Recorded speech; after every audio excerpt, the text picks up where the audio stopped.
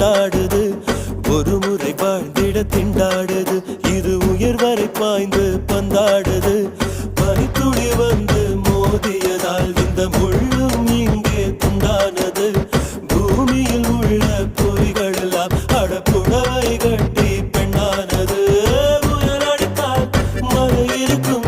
மரங்கள் பூக்களும் மறைந்து விடும். சிரிப்பு வரும், அழுகை வரும், காதலில் இரண்டுமே கலந்து வரும்.